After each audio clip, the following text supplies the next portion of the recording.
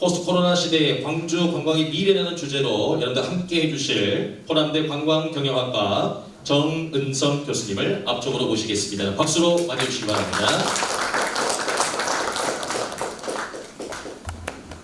호남대학교 관광경영학과 정은성입니다.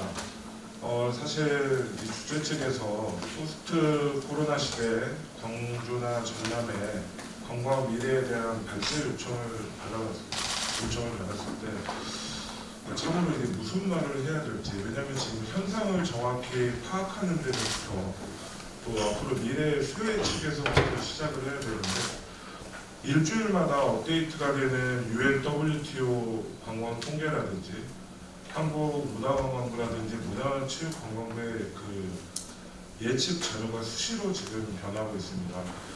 사실 제가 이 자료를 마지막 업데이트한 게 한 달 전인데요. 지금 이 자료에서도 많은 부분이 좀 변화가 되었습니다. 하지만 그동안 이제 관광을 연구했던 학자로서 광주가 포스트 코로나 시대 전체적인 관광에 대한 미래를 커버할 수는 없습니다. 하지만 제 개인적인 의견을 좀 여러분에게 소개해드릴까 합니다. 한번 제가 좀 어떤 목차를 잡아야 될지 한번 생각을 좀 해봤습니다. 이게 뭐 아주 학술 토론이 아니라 자유로운 어떤 현상에 대해서 토론을 하다 보니까 사실 제가 챕터를 기존의 학술대회의 어떤 콘텐츠와는 좀 다른 형태로 잡아봤습니다. 첫 번째, 관광산업은 새롭지만 힘든 경험을 하고 있다라고 잡아봤습니다. 사실 관광객이 관광활동을 추구하고 영위하는 것은 뭔가 새로운 것을 찾고 또 새로운 곳을 가보고 싶어 하는 데서부터 출발이 대부분 되고 있습니다. 그런데 저희가 코로나라는 이제까지 겪어보지 못한 새로운 일을 겪고는 있는데, 이게 관광 산업에서는 너무 힘든 경험을 지금 하고 있습니다. 그래서 여기에 대해서 이야기를 할 거고요. 뭐 관광 산업의 현실이죠.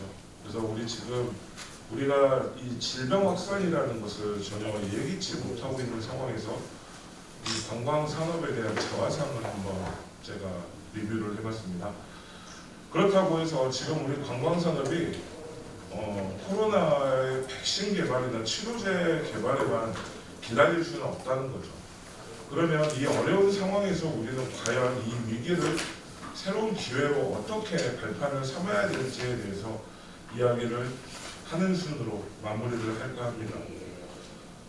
사실 우리가 인류 역사의 어떤 크게 변화, 생활 양식이라든지 이런 변화는 대부분 이제까지 산업혁명에 의해서 주로 그 기점을 통해서 변화를 했습니다.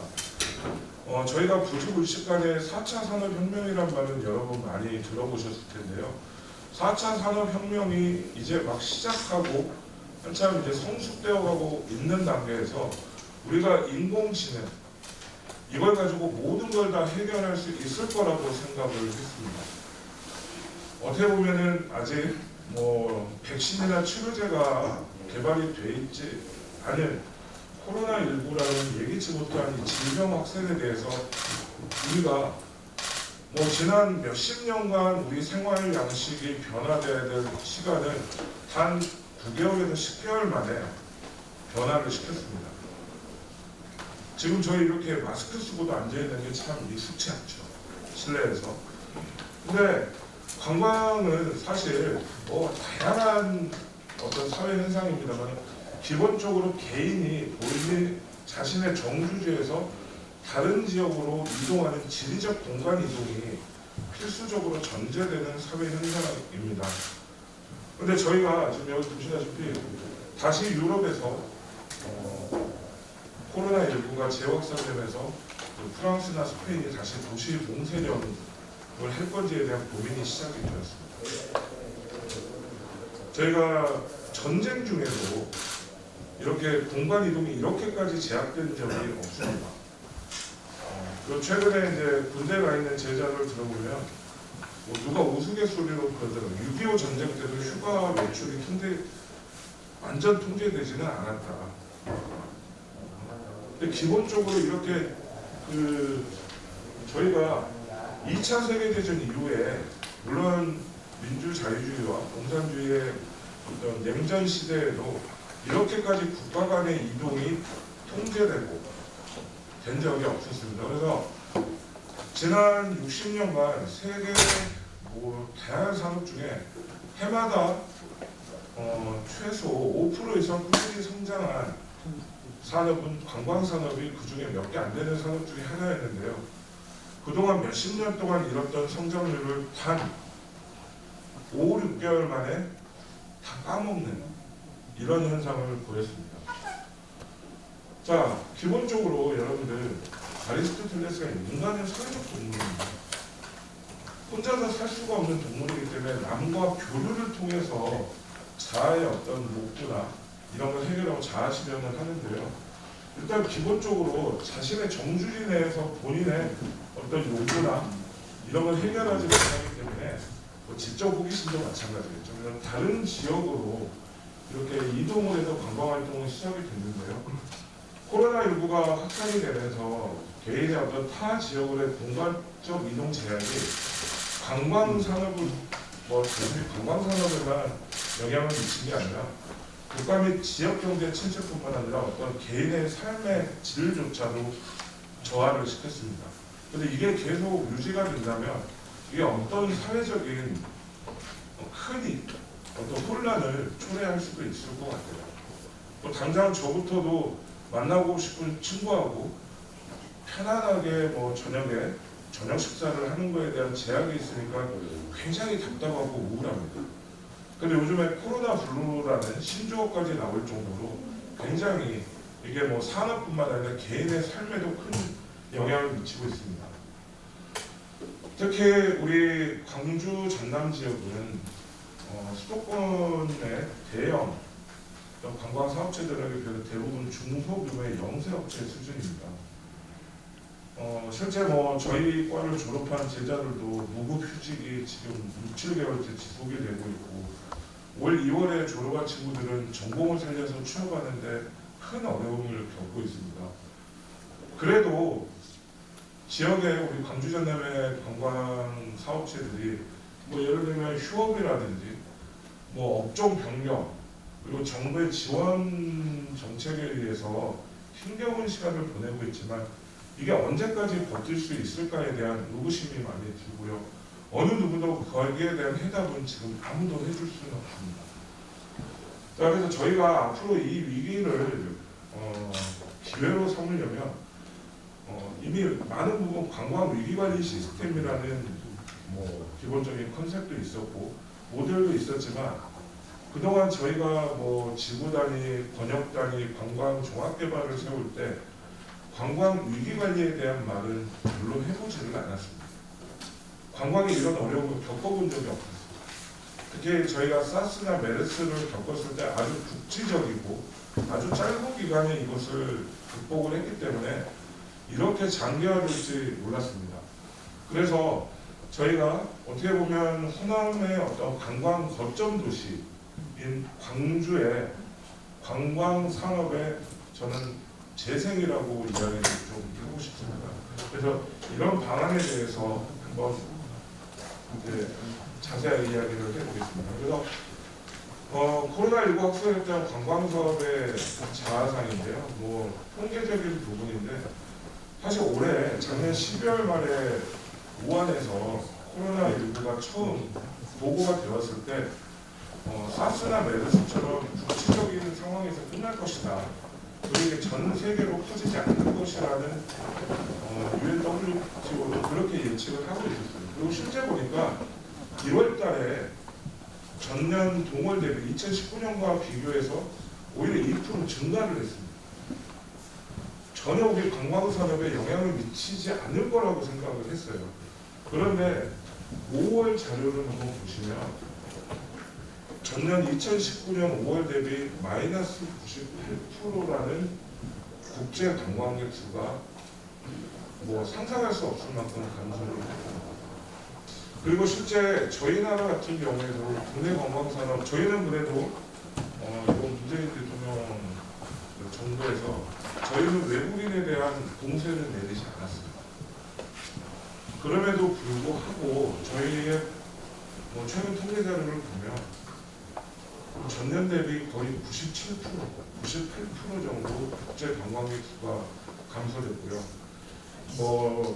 숙박시설 운영업이라든지 여행업, 유원지 테마파크 운영업, 호텔업들도 거의 이전에 몇 년, 10년이나 15년에 걸쳐서 성장을 해놓던 것을 그대로 연상시켜버린 그런 형태로 지금 진행이 되고 있습니다.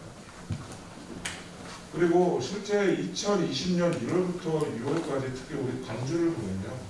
광주의 주요 관광지 방문 현황을 보시면 알겠지만 굉장히 많이 급격하게 거의 한 마이너스 50% 이상, 60.7% 정도 광주의 관광객이 감소됐음을 우리가 실제 피부를 느끼고 경험을 하고 있습니다. 그래서 저희가 그렇다면 이런 위기 상황을 어떻게 극복을 해야 되는지에 대해서 생각을 해보기 위해서는요. 코로나19 시대 관광객들의 관광 수요나 행태에 대한 변화를 반드시 한번 고려를 해봐야 됩니다. 그래서 한국문화관광연구원의 최신 조사에 따르면 아마 우리 국민들이 코로나19 확산 상황에서 국외 여행에 대한 설문조사를 할 수는 없었어요. 나가기가 힘드니까. 그래서 과연 그러면 국내 여행에 대한 앞으로 어떻게 할 거냐라고 물어봤을 때 사람들이 딱 이렇게만 되는 핵심이 이겁니다. 사람이 적은 지역 위주로 나옵니다. 그리고 여행 방식은 차 안에서 본인의 자가용 안에서 그냥 경관을 보는 방법. 그리고 여행은 웬만하면 당일 여행 또는 가까운 곳으로 선택을 하겠다라고 대답을 했습니다. 이 부분에 대해서는 제가 이 후반부에 왜 제가 이런 통계 자료를 제시했는지에 대한 해답은 잠시 후에 말씀드리겠습니다. 자, 그리고 또 여행 장소에 대해서 물어봤을 때 실내보다는 야외 활동을 위주로 하고 이동량이 많은 주말보다 사람들이 한적한 평일에 가겠다.